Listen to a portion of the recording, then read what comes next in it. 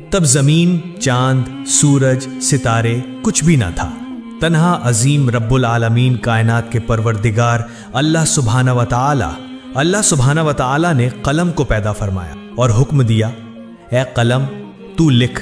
ये हुक्म सुनते ही कलम अर्ज करने लगा, ए मेरे रब्बुल आलमीन, मैं क्या लिखूं? अल्लाह रब्बुल आलमीन ने फरमाया, तू अर्शे मुअल्ला पर कलिमाए तैयबा लिख।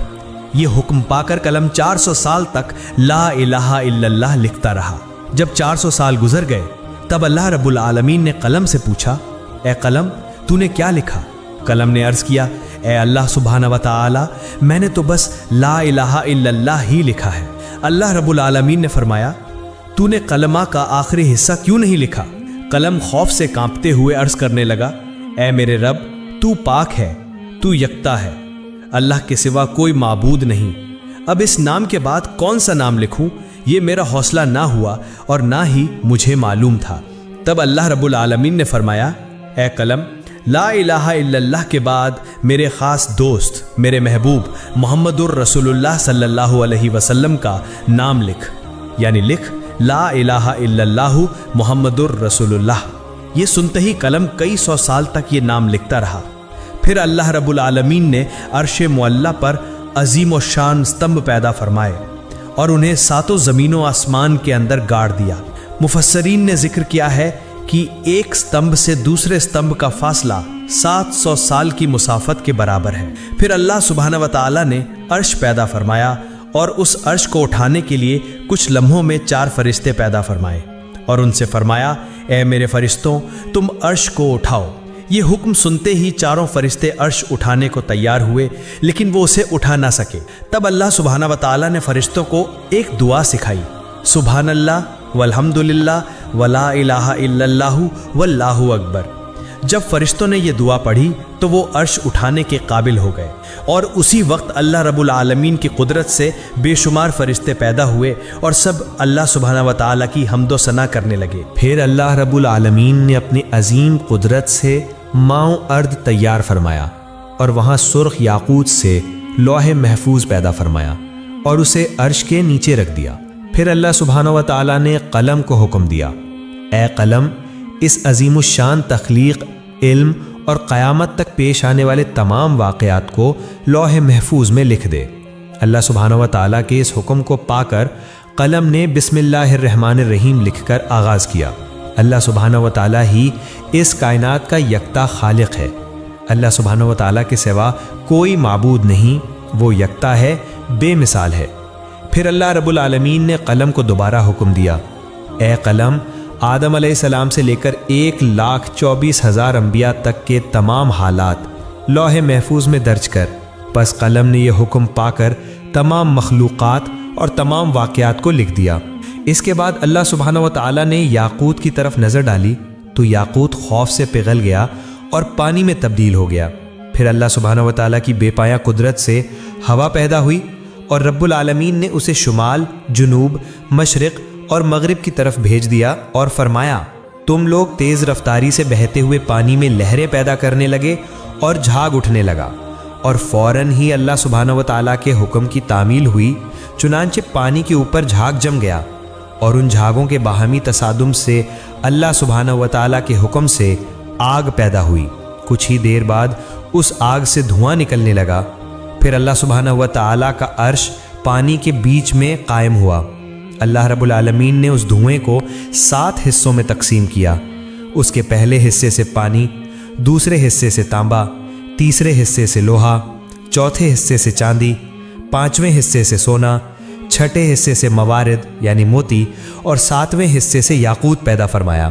इसके बाद अजीम अल्लाह सुब्हानहू व तआला ने अपनी कुदरत से पानी से पहला आसमान, तांबे से दूसरा आसमान, लोहे से तीसरा आसमान, चांदी से चौथा आसमान, सोने से 5वां आसमान, मवारिद से छठा आसमान और याकूत से 7वां आसमान बनाया। एक आसमान से दूसरे आसमान तक का फासला तकरीबन 500 साल की मसाफत के बराबर है। फिर अल्लाह सुब्हानहू व तआला की कुदरत से पानी से बदलकर एक सुर्ख रंग की मिट्टी की मानिंद चीज़ वजूद में आई। तब अल्लाह रब्बुल आलमीन ने 4 फरिश्तों हज़रत जिब्राईल, मीकाईल, इसराफील और अज़राईल अलैहिमुस्सलाम को हुक्म दिया कि चारों तरफ से उसको खींचो। اللہ سبحانہ و تعالیٰ کے حکم پر انہوں نے ایسا ہی کیا اور وہ چیز ایک وسیع و عریض زمین کی صورت اختیار کر گئی۔ پھر اللہ رب العالمین نے محض 6 دنوں میں آسمان، زمین، چاند، سورج، سیارے اور ستارے یعنی اس کائنات میں جو کچھ ہے سب کچھ پیدا کر دیا۔ پھر 1000 سال بعد اللہ رب العالمین نے بے دھواں آگ پیدا کی اور اس سے جنات کو پیدا فرمایا۔ جنوں میں ایک نبی بھیجے گئے جن کا نام یوسف تھا۔ اللہ سبحانہ و تعالیٰ نے اس نبی کو شریعت کے احکام سکھائے اور انہیں دنیا میں بھیجا۔ اس طرح جنات کی زندگی چلنے لگی، لیکن بہت سالوں کے بعد جنات اللہ سبحانہ و تعالیٰ کے احکام بھول گئے اور سب کے سب گمراہ ہو کر گناہوں میں ڈوب گئے۔ تب وہی یوسف نامی جن سب سے کہنے لگے، اے جنوں کی جماعت، اللہ سبحانہ و تعالیٰ سے ڈرو، گناہوں سے باز آ جاؤ۔ کیا تم بھول گئے ہو اللہ سبحانہ و تعالیٰ یکتا ہے، اس کے سوا کوئی معبود نہیں؟ پس توبہ کرو اور سیدھے راستے پر واپس آ جاؤ اور اللہ سبحانہ و تعالیٰ کے احکام مانو۔ لیکن جنوں کی جماعت نے اس کی بات نہ مانی اور سب نے مل کر اسے قتل کر دیا۔ ادھر فرشتے کہنے لگے، اے اللہ سبحانہ و تعالیٰ، جنات کی جماعت دنیا میں گناہوں میں مبتلا ہو کر فساد برپا کر رہی ہے اور قتل کر رہی ہے۔ اللہ رب العالمین نہایت رحیم و کریم ہیں، اس کی رحمت بے پایا ہے۔ فرشتوں کی یہ بات سن کر اللہ سبحانہ و تعالیٰ نے جنوں کو ان کے گناہوں کی سزا نہ دی، بلکہ دوبارہ ایک اور پیغمبر بھیجا، لیکن وہ کامیاب نہ ہو سکے۔ صرف چند جن ہی ان کی ہدایت قبول کر کے سیدھے راستے پر آئے اور باقی سب گمراہ ہو گئے۔ یوں تقریباً 36,000 سال کے عرصے میں جنات نے بے شمار پیغمبروں کو قتل کر ڈالا۔ پھر اللہ رب العالمین نے فرشتوں سے فرمایا، جاؤ جو گناہوں میں مبتلا ہیں ان کو سزا دو۔ اللہ سبحانہ و تعالیٰ کے اس حکم کو پاتے ہی فرشتوں نے کروڑوں جنات کو سزا دی۔ صرف وہی مومن جن جو گنہگار جنوں کے خوف سے جنگلوں، پہاڑوں اور گفاؤں میں بیٹھ کر اللہ سبحانہ و تعالیٰ کی عبادت کرتے تھے، وہی فرشتوں کے ہاتھ سے بچ گئے۔ اس وقت فرشتوں نے دیکھا کہ ایک کم عمر حسین و جمیل جن تنہا کھڑا ہے۔ اس کا نام ابلیس تھا۔ اسے دیکھ کر فرشتوں کے دلوں میں رحم پیدا ہوا۔ تب فرشتوں نے عرض کیا، اے ہمارے رب، اے معبود، یہ کمسن جن بالکل بے سہارا ہے، اس پر ہمیں بہت شفقت آ رہی ہے، کیا ہم اسے آسمان پر لا کر پرورش کریں؟ فرشتوں کی درخواست پر اللہ رب العالمین نے اجازت عطا فرمائی کہ اسے آسمان پر لے آؤ۔ ابلیس تیز حافظے والا تھا، جو ایک بار سنتا وہ ہمیشہ کے لیے یاد رکھتا۔ ادھر جو جنات زندہ بچے تھے ان کی نسل بڑھ کر پھر سے دنیا جنات سے بھر گئی۔ ادھر فرشتے ابلیس کو پہلے آسمان پر لے آئے۔ وہاں پہنچ کر فرشتوں نے اسے اللہ کی عبادت اور بندگی کے سبھی اصول اور ضوابط سکھائے۔ ابلیس نے بہت کم وقت میں یہ تعلیم حاصل کر لی اور پھر پورے 1000 سال پہلے آسمان پر اللہ کی عبادت کرتا رہا۔ ابلیس کی عبادت میں یکسوئی اور اخلاص دیکھ کر فرشتے حیران ہو گئے اور کہنے لگے، ہم تو صرف اللہ کی عبادت کے لیے پیدا کیے گئے ہیں، ہماری تعلیم و ریاضت سب کچھ عبادت ہی ہے۔ مگر کیا تعجب کی بات ہے کہ ابلیس نے ہم سے عبادت کے طریقے سیکھے اور اب وہ ایسی عبادت کر رہا ہے کہ اس کے مقابلے میں ہماری عبادت کچھ بھی نہیں۔ ہم نے تو اپنے درمیان کسی کو ایسی عبادت کرتے نہیں دیکھا۔ ایسا لگتا ہے کہ ابلیس سے ہمیں بہت کچھ سیکھنا ہے۔ فرشتے اس کی عبادت سے اتنے متاثر ہوئے کہ بڑے اہتمام کے ساتھ 1000 سال بعد اسے پہلے آسمان سے دوسرے آسمان پر لے گئے۔ دوسرے آسمان پر آ کر وہ اس سے بھی زیادہ عبادت میں مشغول ہو گیا۔ وہاں کے فرشتے یہ دیکھ کر ہر طرف سے تعریف و تحسین کرنے لگے۔ بہت سے فرشتے اس کی مدح سرائی کرنے لگے اور اس کا نام عابد رکھ دیا۔ پھر ابلیس نے 1000 سال عبادت کی۔ اس کے بعد فرشتے اسے دوسرے آسمان سے تیسرے آسمان پر لے گئے۔ وہاں پہنچ کر وہ اور زیادہ یکسوئی اور خشوع کے ساتھ اللہ کی عبادت میں لگ گیا۔ یہ دیکھ کر وہاں کے فرشتے اس کی عبادت پر فریفتہ ہو گئے اور اس کا نام ولی رکھ دیا۔ اسی طرح ابلیس نے ہر آسمان پر 1000 سال عبادت کی۔ آخر کار جب وہ 7ویں آسمان پر پہنچا تو سکون و اطمینان کے ساتھ رہنے لگا۔ ابلیس نے ہر پہلو سے بہت زیادہ علم اور تجربہ حاصل کر لیا۔ تب فرشتوں نے اللہ کی بارگاہ میں دعا کی، اے ہمارے رب، اے اللہ، اگر تو اپنے محبوب ابلیس کو عرش معلی پر اٹھا لے تو ہم اس سے بہت قیمتی نصیحتیں سن کر بہت کچھ سیکھ سکتے ہیں، کیونکہ اس نے ہم سے کہیں زیادہ علم حاصل کیا ہے۔ اللہ تعالیٰ نے فرشتوں کی اس درخواست کو قبول فرمایا اور ابلیس کو عرش معلی کے قریب لے آئے۔ وہاں پہنچ کر ابلیس یاقوت سے بنے ایک بلند ممبر پر عبادت میں مشغول ہو گیا اور وعظ و نصیحت کرنے لگا۔ یہ سب دیکھ کر فرشتوں نے اسے ملائکہ یعنی فرشتوں کا استاد تسلیم کر لیا۔ ادھر زمین پر جو جنات باقی رہ گئے تھے وہ دوبارہ سخت گناہوں میں مبتلا ہو گئے۔ تب اللہ رب العالمین نے ابلیس سے فرمایا، اے ابلیس، میں تیری عبادت، بندگی اور اطاعت دیکھ کر بہت راضی ہوں۔ اب تو دنیا میں جا اور اپنی قوم جنات کو سیدھا راستہ دکھا۔ اللہ رب العالمین کا یہ حکم پا کر ابلیس بولا، اے معبود، اے اللہ، میں آپ کے حکم کی ضرور تعمیل کروں گا، لیکن اے اللہ، مجھے ایسی طاقت عطا فرما دیجئے کہ میں دن بھر دنیا میں جنات کو تعلیم دینے کے بعد شام کو دوبارہ یہاں لوٹ کر آپ کی عبادت میں مشغول رہ سکوں۔ اللہ رب العالمین نے ابلیس کی یہ درخواست قبول فرما لی۔ چنانچہ ابلیس بہت خوشی کے ساتھ دنیا میں آیا اور جنات سے کہنے لگا، اے جنوں کی جماعت، کیا تم بھول گئے ہو اس عذاب کو؟ ابھی وقت ہے، اللہ کی طرف لوٹ آؤ۔ اللہ کے سوا کوئی معبود نہیں، گناہ کے کام چھوڑ کر نیک راستے پر واپس آؤ۔ اس طرح وہ جنوں کو بہت دنوں تک ہدایت کرتا رہا، لیکن لگاتار جد و جہد اور سخت محنت کے باوجود تھوڑے سے جنوں کے سوا تقریباً سبھی ابلیس کی مخالفت کرنے لگے اور شدید گناہوں میں مبتلا ہو گئے۔ تب اللہ رب العالمین نے ابلیس سے فرمایا، اے ابلیس، میں تیری عبادت، بندگی اور اطاعت دیکھ کر بہت راضی ہوں۔ اب تو دنیا میں جا اور اپنی قوم جنات کو سیدھا راستہ دکھا۔ اللہ رب العالمین نے ابلیس کی یہ درخواست قبول فرما لی اور جنات کو ہلاک کرنے کے لیے بے شمار فرشتوں کو دنیا میں بھیجا۔ ان فرشتوں کے ساتھ ابلیس بھی تھا۔ پس فرشتوں اور ابلیس کے آنے کے بعد دنیا کے سبھی گنہگار جن ایک ایک کر کے مر گئے۔ دنیا کا کام پورا کرنے کے بعد ابلیس پھر ایک سوئی کے ساتھ اللہ کی عبادت میں مشغول ہو گیا۔ اللہ تعالیٰ کے حضور ابلیس کے کتنے ہی سجدے تھے کہ کسی کے لیے ان کا شمار ممکن نہیں تھا۔ آسمان، زمین اور عرش معلیٰ کے قریب کوئی ایسی جگہ نہیں تھی جہاں ابلیس نے بے شمار سجدے نہ کیے ہوں۔ پھر ابلیس نے اللہ رب العالمین سے دعا کی، اے میرے رب، اے اللہ، تیرے بے پایاں فضل و کرم سے میں ایک نہایت ادنا درجے سے عزت و شرف کے اعلیٰ مرتبے تک پہنچ گیا ہوں۔ تیرے فضل و کرم سے میں تیرا قرب حاصل کر سکا۔ اب میرے دل کی شدید خواہش ہے کہ اگر تو مجھے اپنی مقدس لوح محفوظ کا دیدار کرا دے تو میری زندگی بابرکت اور کامیاب ہو جائے۔ مہربانی فرما کر میری یہ آرزو پوری فرما۔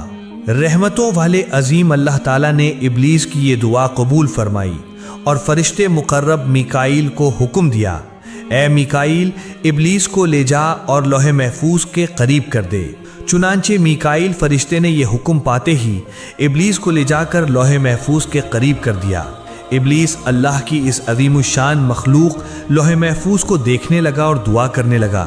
اچانک اس کی نظر ایک جگہ پڑی جہاں لکھا تھا، اللہ کا ایک بندہ 6 لاکھ سال تک اللہ کی عبادت کرے گا، لیکن اللہ کا ایک حکم نہ ماننے کے سبب وہ جنت سے نکالا جائے گا، اور وہ بندہ آسمان و زمین میں ملعون یعنی اللہ کی لعنت کا سزاوار کے نام سے جانا جائے گا۔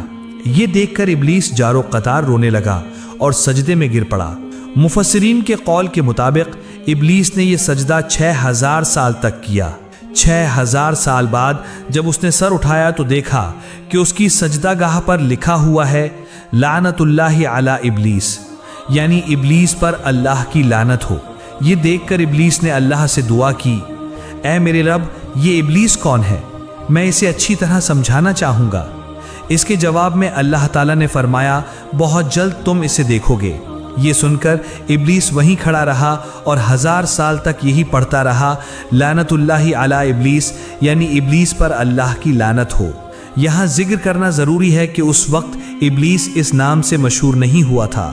اس کے بعد اللہ رب العالمین نے ابلیس سے فرمایا، اے ابلیس، بتا وہ بندہ جو میری بے پایاں عنایتیں پانے کے باوجود میرے حکم کی نافرمانی کرے، اس کی کیا سزا ہونی چاہیے؟ جواب میں ابلیس نے کہا، اے میرے رب، اے اللہ رب العالمین، ایسے ناشکر شخص پر سخت سزا اور لعنت نازل ہونی چاہیے۔ تب اللہ رب العالمین نے فرمایا، یہ تمہاری یہ بات ایک تختی پر لکھ کر اپنے پاس رکھ لو، بعد میں یہ کام آ سکتی ہے۔ اس واقعے کے کچھ دن بعد ایک دن اچانک ابلیس نے اپنے دل میں سوچنا شروع کیا، اب فرشتوں کی دنیا اور جنات کی دنیا میں کوئی ایسا فرشتہ یا جن باقی نہیں رہا جس نے مجھ سے زیادہ علم حاصل کیا ہو۔ اب تو فرشتوں پر بھی میرا اثر بے مثال ہے، میرے اثر و رسوخ اور قوت کا مقابلہ کرنے والا اب کوئی باقی نہیں۔ میرا خیال ہے کہ رب العالمین کائنات کی تدبیر اور انتظام کی ذمہ داری صرف مجھے ہی دے سکتا ہے۔ اس واقعے کے کچھ دنوں بعد اللہ تعالیٰ کے ایک گروہ فرشتے لوح محفوظ پر ایک تحریر دیکھتے ہیں جس میں لکھا ہوتا ہے، بہت جلد ایک شخص پر اللہ کی لعنت نازل ہوگی۔ یہ تحریر دیکھ کر سارے فرشتوں کا گروہ خوف سے کانپنے لگا۔ وہ کہنے لگے، نہ جانے وہ بد نصیب کون ہے جس پر یہ بدقسمتی نازل ہوگی۔ سب فرشتے فکرمند اور پریشان ہو کر روتے روتے اپنے استاد ابلیس کے پاس حاضر ہوئے۔ ابلیس نے انہیں دیکھ کر کہا، کیا بات ہے، تم سب یوں کیوں رو رہے ہو؟ تب فرشتوں نے کہا، اے استاد، لوح محفوظ میں لکھا ہے کہ ایک شخص پر اللہ کی لعنت نازل ہوگی، اسی سوچ اور خوف کی وجہ سے ہم رو رہے ہیں۔ استاد، آپ ہمارے لیے دعا کریں کہ ہم اللہ کی لعنت سے بچ سکیں۔ ابلیس نے یہ سب سن کر مسکرا دیا اور اللہ تعالیٰ کے دربار میں دعا کی، اے میرے رب، اے مہربان اللہ، تو ان فرشتوں میں سے کسی پر بھی لعنت نہ فرما۔ اللہ رب العالمین نے فوراً ابلیس کی یہ دعا قبول فرما لی۔ کچھ دنوں بعد ایک دن ابلیس نے عرش معلیٰ کے ایک تخت پر روشن نور کی حروف میں ایک تحریر دیکھی۔ وہاں لکھا تھا، اعوذ باللہ من الشیطان الرجیم، یعنی میں اللہ تعالیٰ کی پناہ مانگتا ہوں اس مردود شیطان سے۔ یہ تحریر دیکھ کر ابلیس سخت حیران ہوا اور اللہ سے پوچھنے لگا، اے میرے رب، وہ کون بدبخت شیطان ہے جس سے بچنے کے لیے تیری پناہ مانگنے کا حکم لکھا گیا ہے؟ اللہ رب العالمین نے فرمایا، بہت جلد تم اسے پہچان لوگے۔ ادھر جنات میں فساد برپا کرنے والوں کو ہلاک کر دینے کے بعد اللہ رب العالمین نے اعلان فرمایا، اے میرے فرشتوں، میں زمین پر ایک نیا خلیفہ پیدا کرنے والا ہوں۔ یہ اعلان سن کر تمام فرشتے اللہ تعالیٰ سے عرض کرنے لگے، اے ہمارے رب، اے مہربان اللہ، کیا آپ ایسا نمائندہ پیدا کریں گے جو زمین میں فتنہ اور خون ریزی کرے گا جیسے پہلے ہوا تھا؟ حالانکہ ہم تو تیری تسبیح اور حمد بیان کرتے ہیں۔ اس وقت اللہ رب العالمین نے فرمایا، بے شک میں وہ جانتا ہوں جو تم نہیں جانتے۔ پھر اللہ رب العالمین نے حضرت جبرائیل علیہ السلام کو حکم دیا، جبرائیل جاؤ اور زمین کی سطح سے ایک مٹھی مٹی لے آؤ۔ حضرت جبرائیل علیہ السلام یہ حکم پا کر فوراً زمین پر اترے۔ جہاں آج کعبہ موجود ہے وہیں سب سے پہلے ایک مٹھی مٹی لینا چاہیے، لیکن زمین بول اٹھی، اے جبرائیل، مجھ سے مٹی مت لو، اس مٹی سے اللہ رب العالمین جو خلیفہ پیدا کریں گے ان کی اولاد نہایت گناہگار اور سزا کی مستحق ہوگی۔ میں بے بس زمین ہوں، اللہ کے عذاب کو سہنے کی طاقت مجھ میں نہیں۔ یہ سن کر حضرت جبرائیل علیہ السلام نے مٹی نہیں لی اور واپس لوٹ آئے۔ پھر یکے بعد دیگرے حضرت میکائیل، حضرت اسرافیل اور سب فرشتوں کو مٹی لانے کے لیے بھیجا گیا، لیکن وہ سب بھی اسی طرح مٹی لیے بنا واپس آ گئے۔ آخرکار اللہ رب العالمین نے حضرت عزرائیل فرشتے سے فرمایا، اے عزرائیل، تم زمین سے ایک مٹھی مٹی لے آؤ۔ اللہ رب العالمین کا یہ حکم پا کر حضرت عزرائیل علیہ السلام فوراً زمین پر اترے۔ پھر زمین نے پہلے کی طرح اللہ کی قسم دے کر مٹی لینے سے منع کیا۔ تب حضرت عزرائیل فرشتے نے کہا، اے زمین، جس اللہ کی قسم تو دے رہی ہے، میں اسی عظیم اللہ کے حکم سے یہاں آیا ہوں۔ میں اس اللہ تعالیٰ کے حکم کی نافرمانی نہیں کر سکتا، لہٰذا میں ضرور ایک مٹھی مٹی لے کر جاؤں گا۔ یہ کہہ کر حضرت عزرائیل علیہ السلام ایک مٹھی مٹی لے کر عالم بالا میں پہنچے اور اللہ کے حضور عرض کیا، اے اللہ، آپ سب کچھ جاننے والے، سارے جہانوں کے پروردگار ہیں، میں نے آپ کا حکم بجا لایا۔ تب اللہ رب العالمین نے فرمایا، اے عزرائیل، اسی مٹی سے زمین پر ایک خلیفہ پیدا کروں گا اور اس کی جان قبض کرنے کی ذمہ داری تجھے ہی دوں گا۔ حضرت عزرائیل علیہ السلام نے عرض کیا، اے میرے رب، اے عظیم اللہ، اگر آپ نے یہ ذمہ داری مجھے دی تو آپ کے بندے مجھے دشمن سمجھیں گے۔ تب اللہ رب العالمین نے فرمایا، اے عزرائیل، ہر بندے کے مرنے سے پہلے ایک ذریعہ پیدا کر دیا جائے گا جس کی وجہ سے کوئی تجھے دشمن نہ سمجھے گا۔ پھر اللہ کے حکم سے فرشتوں نے اس ایک مٹھی مٹی کو طائف اور مکہ مکرمہ کے درمیان رکھ دیا۔ پھر اللہ کی رحمت کی بارش اس پر نازل ہوئی۔ 2 سال تک وہ مٹی بارش سے بھیگ کر کیچڑ بنی، 6 سال خشک مٹی میں بدل گئی، اور 8ویں سال حضرت آدم علیہ السلام کی شکل تخلیق کی گئی۔ پھر ایک دن ابلیس 70,000 فرشتوں کو ساتھ لے کر حضرت آدم علیہ السلام کے پاس آیا اور دیکھا کہ ان کا جسم پنجر کی طرح زمین پر رکھا ہے۔ اس وقت ابلیس نے انہیں حقارت کی نگاہ سے دیکھا۔ پھر کسی اور دن فرشتوں نے ابلیس سے کہا، اللہ رب العالمین اسی مٹی سے اپنا نمائندہ پیدا کرے گا۔ تب ابلیس نے کہا، یہ بات درست ہے، لیکن اگر اللہ تعالیٰ نے اس صورت کو میرے تابع کر دیا تو میں اسے تباہ کر دوں گا، اور اگر مجھے اس کے تابع کر دیا تو میں اس کی اطاعت نہیں کروں گا۔ اس واقعے کے 40 دن بعد حضرت آدم علیہ السلام کی روح پیدا کی گئی۔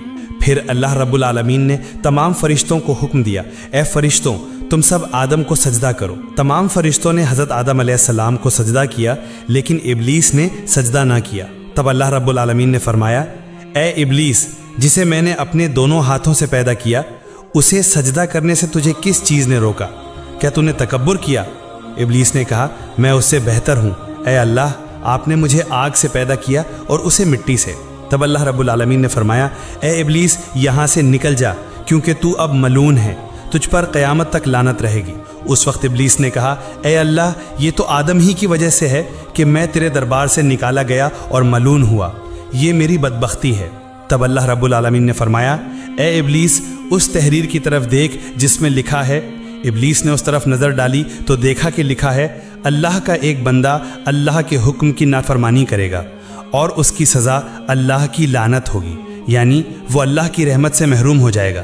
یہ پڑھ کر ابلیس سخت مایوس اور شرمندہ ہوا اور عرض کیا، اے میرے رب، مجھے قیامت تک کی مہلت دے۔ میری دوسری درخواست یہ ہے کہ مجھے آدم کی اولاد کے دماغ کے اندر داخل ہونے کی اجازت دے اور مجھے ان کی آنکھوں سے اوجھل کر دے تاکہ میں ہمیشہ انہیں دھوکہ دے سکوں۔ تیری عزت کی قسم، میں سب کو گمراہ کر دوں گا سوائے ان کے جو ایماندار اور اللہ والے ہوں گے، جو تیرے راستے پر قائم رہیں گے۔ تب اللہ رب العالمین نے فرمایا، میں تجھ سے اور تیرے پیروکاروں سے جہنم کو بھر دوں گا۔